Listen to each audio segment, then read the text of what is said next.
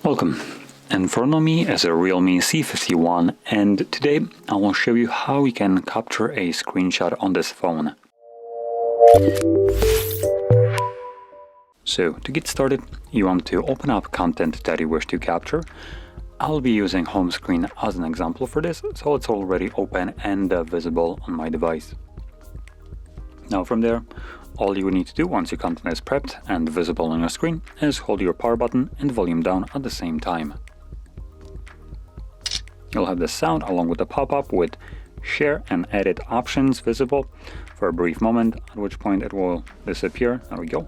Once it vanishes from your screen, you can find it under Photos application, and it will be visible under Photos right here as the newest thing, which is the screenshot that I have just captured.